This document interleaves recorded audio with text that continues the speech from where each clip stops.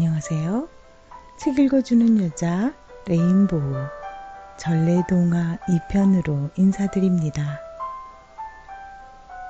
오늘 소개해드릴 이야기는 혹부리 영감, 해와 달이 된 우누이, 은혜 갚은 호랑이, 견우와 직녀, 이렇게 우리에게 너무나도 잘 알려진 4편을 읽어드리려 합니다. 추억 소환의 시간이 되시기 바랍니다. 구독, 좋아요, 알림 설정 꼭 부탁드립니다. 구독, 좋아요, 알림 설정은 저에게 큰 힘이 되어 준답니다. 혹부리 영감. 한 마을에 혹부리 영감 2명이 살고 있었습니다. 한 명은 착한 영감이었고 또 한 명은 그 마을에서 소문난 욕심쟁이였답니다. 하루는 착한 혹부리 영감이 나무를 하러 산으로 갔습니다. 그날따라 땔감으로 쓰기 좋은 나무가 눈에 많이 들어오자 착한 혹부리 영감은 신이 나서 더욱 산속 깊이 들어가게 되었습니다. 한참을 정신없이 나무를 한 혹부리 영감은 이제 마을로 내려갈 준비를 하고 있었습니다.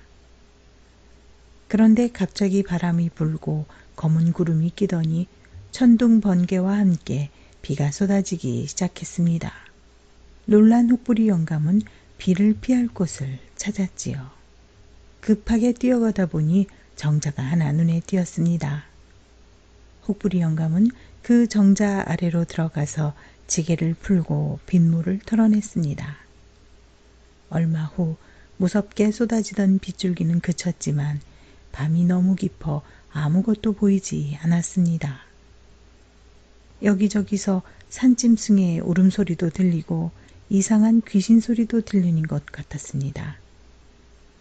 겁이 난 혹부리 영감은 어떻게든 무서움을 달래보려고 노래를 부르기 시작했습니다.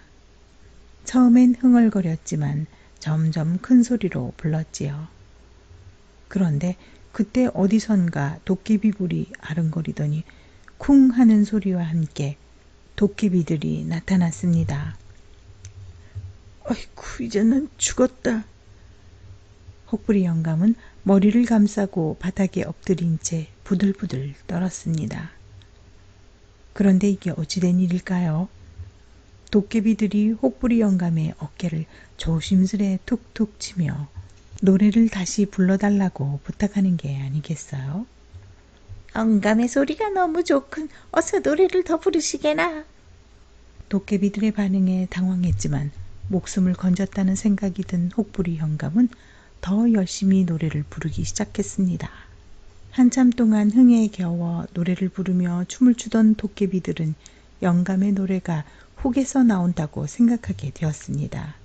그래서 보물을 줄 테니 혹을 떼어달라며 방망이를 뚝딱 두들겼지요. 그러자 혹부리 영감의 혹은 온데간데 없어지고 눈앞에 보물이 가득했습니다. 도깨비들은 신이 나서 돌아갔고요. 혹부리 영감은 마을로 내려와 행복하게 살게 되었습니다. 이 소문을 들은 욕심쟁이 혹부리 영감은 너무나 셈이 났습니다. 그래서 자신도 그곳을 찾아가 열심히 노래를 부르기 시작했지요. 시간이 조금 흐르자 어김없이 도깨비들이 나타났습니다. 기다렸던 욕심쟁이 영감은 도깨비들이 물어보기도 전에 이렇게 말했습니다. 도깨비 양반들, 내 노래는 이 혹에서 나오는 것이니 이 혹을 어서 떼어가시게나. 그런데 욕심쟁이 혹부리 영감의 예상과는 달리 도깨비들의 표정이 일그러지고 있었습니다. 이놈, 한 번 속지 두 번 속을 줄 아느냐, 괘씸한 놈. 이 혹에서 노래가 나온다는 건 거짓말이지. 옛다, 이 혹도 네가 가져가거라. 깜짝 놀란 욕심쟁이 혹부리 영감은 갑자기 얼굴이 무거워지는 것을 느꼈습니다. 손으로 얼굴을 만져보니 하나만 있던 혹이 2개가 되어 있었지요. 욕심쟁이 혹부리 영감은 그 자리에 앉아 울음을 터뜨리고 말았습니다. 하지만 도깨비들은 이미 떠난 뒤였지요. 혹 데려갔다가 혹 붙이고 왔다는 말은 바로 여기서 생긴 것이랍니다. 해와 달이 된 오누이. 옛날 어느 마을에 떡을 팔며 가난하게 사는 홀어머니와 오누이가 있었습니다. 하루는 어머니가 고개 넘어 마을에 일을 해주러 가며 오누이에게 말했습니다. 누가 와서 문을 열어달라고 해도 함부로 문을 열어주지 말어라. 엄마라고 해도 손을 만져본 다음에 꼭 열어주어야 해. 알았지?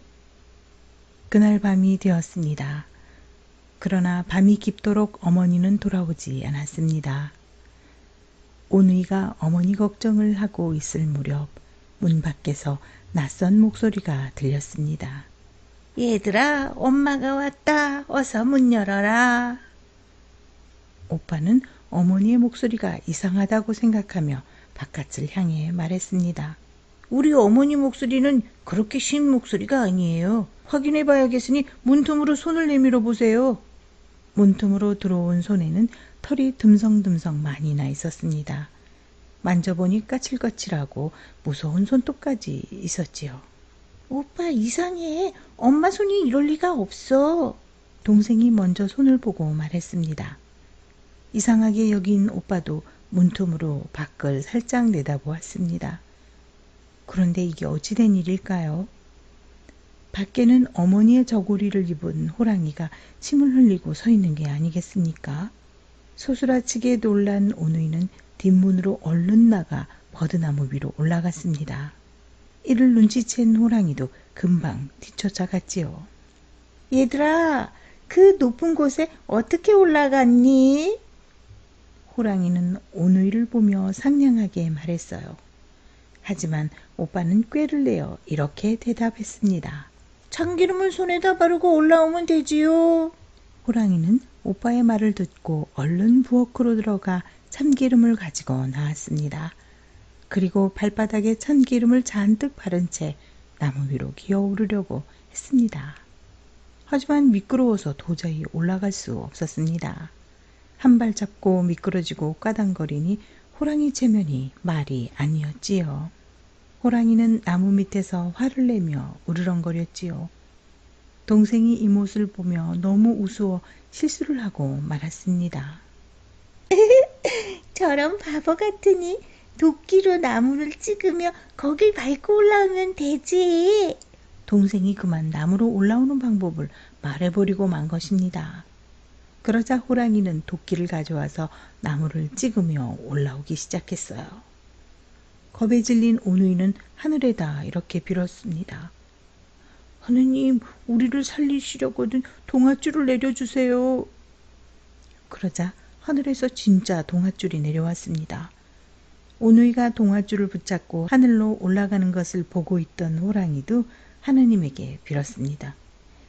하느님, 저에게도 동아줄을 내려주세요. 그러자 이번에도 하늘에서 동아줄이 내려왔습니다. 신이 난 호랑이는 동아줄을 붙잡고 하늘로 올라갔지만 얼마 못 가서 땅에 떨어져 죽고 말았습니다. 호랑이의 동아줄은 썩은 동아줄이었기 때문이지요. 그런데 호랑이가 떨어진 곳이 다름 아닌 수수밭이었습니다. 오늘날 수수대가 빨간 것은 그때 호랑이가 엉덩이가 찔려서 그렇다는 얘기도 있답니다. 한편 하늘로 올라간 오누이는 어떻게 되었냐고요? 오빠는 해가 되고 동생은 달이 되었답니다. 호랑이에게 잡아먹힌 어머니는 하늘의 구름이 되었답니다. 구름이 되어서 밤낮으로 해와 달이 잘 있는지 지켜보고 다니지요. 사람들이 해와 달을 자꾸 쳐다보면 부끄러울까봐 슬쩍 가려주기도 하면서 말입니다. 은혜 갚은 호랑이. 깊은 산골 마을에 위원 한 명이 외롭고 쓸쓸하게 살아가고 있었습니다. 하루는 밖에서 짐승의 울음소리가 들려 조심스레 문을 열었더니 눈이 파랗게 빛나는 아기 호랑이가 울고 있는 것이었습니다. 겁이 나긴 했지만 불쌍한 마음에 의원은 조심스레 말을 걸었지요. 아니 호랑이야, 네가 무슨 일이냐? 의원님, 저희 아버지를 좀 살려주세요. 아기 호랑이는 눈물을 흘리며 사정했습니다. 의원은 깜짝 놀랐지요. 아기 호랑이도 무서운데 큰 아비 호랑이를 만난다는 게 너무나 끔찍했던 것입니다. 의원님, 아버지 목에 가시가 걸렸어요. 의원은 너무도 겁이 났지만 아기 호랑이의 효심에 감탄하여 호랑이 굴로 따라갔습니다. 굴 안은 깜깜해서 아무것도 보이지 않았습니다. 의원이 동굴 속을 밝히자 집채만한 호랑이가 울부짖고 있는 것이었습니다. 그 모습을 보고 겁에 질린 의원은 굴 속을 도망쳐 나오려 했습니다. 그러자 아기 호랑이가 막으며 부탁했습니다. 의원은 떨리는 손으로 호랑이 목 속의 가시를 꺼내고 치료를 해주었습니다. 걱정과는 달리 의원은 안전하게 집으로 돌아왔습니다. 다음 날 잠에서 깨어난 의원은 문을 열어보고 깜짝 놀랐지요. 글쎄 집마당에 커다란 멧돼지가 쓰러져 있는 것이었습니다. 아니 이게 웬 멧돼지지? 이상하게 여긴 의원은 멧돼지가 놓여있는 주변을 살펴보았습니다. 그랬더니 어젯밤 그 아기 호랑이의 털이 주변에 널려 있었지요. 멧돼지는 아기 호랑이의 감사 표시였던 것입니다. 그때 아기 호랑이는 문 뒤에 숨어서 의원의 모습을 지켜보며 즐거워하고 있었습니다. 견우와 직녀. 아주 먼 옛날 하늘나라에 직녀라는 처녀가 살고 있었습니다. 직녀는 이름 그대로 하늘나라에서 옷감 짜는 일을 하고 있었지요. 옆에 마을에는 견우라는 청년이 살고 있었습니다. 견우 역시 이름 그대로 소를 끄는 일을 했답니다. 이 두 사람은 서로 사랑하게 되었습니다. 그런데 견우와 직녀는 결혼을 한 뒤 일은 하지 않고 놀러 다니기만 하였습니다. 이들 때문에 하늘나라의 일이 엉망이 되어가고 있었지요. 화가 머리끝까지 난 옥황상제는 견우와 직녀를 불렀습니다. 직녀, 너는 배는 짜지 않고 놀기만 한다지. 그리고 견우, 너는 소를 돌보지 않아 소들이 대궐 안의 꽃들을 모두 짓밟아 망가져버렸다지. 견우와 직녀는 오늘부터 이 대궐을 떠나거라. 너희들의 나쁜 버릇을 고칠 때까지 견우는 동쪽에, 직녀는 서쪽에 떨어져 있도록 하거라. 알겠느냐? 결국 옥황상제는 견우와 직녀를 떨어뜨려 놓기로 했답니다. 뒤늦게 잘못을 깨달은 견우와 직녀는 애원했습니다. 저희들은 서로 떨어져 살 수 없습니다. 너그러운 마음으로 한 번만 용서해 주세요. 하지만 옥황상제는 화를 풀지 않았습니다. 너희들의 행동을 봐서는 그럴 순 없다. 하지만 1년에 한 번 7월 칠성날 밤에 은하수를 사이에 두고 서로 바라보는 것만은 허락하겠다. 결국 견우와 직녀는 그날부터 헤어져 살게 되었습니다. 두 사람은 서쪽 하늘과 동쪽 하늘에서 서로를 그리워하며 애를 태웠습니다. 그들은 오직 1년에 한 번뿐인 7월 칠성날만을 손꼽아 기다렸답니다. 드디어 7월 칠성날이 되었습니다. 견우와 직녀는 너무도 그립던 얼굴을 보기 위해 은하수로 뛰어갔습니다. 하지만 강이 너무 넓어 얼굴이 잘 보이지 않았고 목소리도 들리지 않았습니다. 7월 칠석이 되어도 견우와 직녀는 멀리서 눈물만 흘리다가 헤어졌답니다. 해마다 7월 칠석 날이면 두 사람이 너무 많은 눈물을 흘려 곳곳에 홍수가 나고 집이 떠내려 가게 되었습니다. 생각다 못해 짐승들이 모여 의논을 하게 되었습니다. 이 비는 하늘나라의 견우와 직녀가 만나지 못해 흘리는 눈물입니다. 그러니 이 비를 먹게 하려면 은하수에 다리를 놓는 수밖에 없습니다. 까치와 까마귀가 그 일을 하겠다고 나섰습니다. 그 다음 해부터 까치와 까마귀는 꽁지털을 물고 늘어서서 7월 7석이면 은하수에 긴 다리를 만들었습니다. 견우와 직녀는 까치와 까마귀들이 만든 다리에서 만나면서 반가워서 어쩔 줄 몰라 했습니다.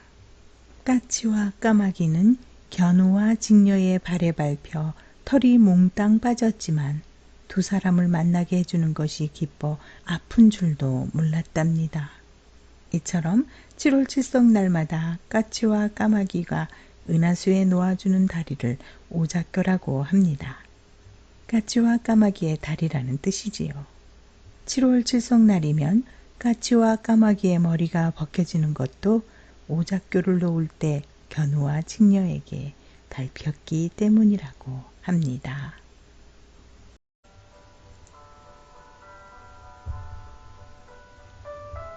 잘 들으셨나요? 짧게 각색된 동화라서 어릴 적 듣던 동화와 살짝 달랐지만 읽는 내내 개인적으로 저는 참 재밌었습니다. 구독자 여러분은 어떠셨는지요? 다음 편에도 잘 알려진 재미난 전래동화 가지고 또 찾아뵙겠습니다. 구독, 좋아요, 알림 설정 잊지 않으셨죠? 구독, 좋아요, 알림 설정은 저에게 큰 힘이 되어 준답니다.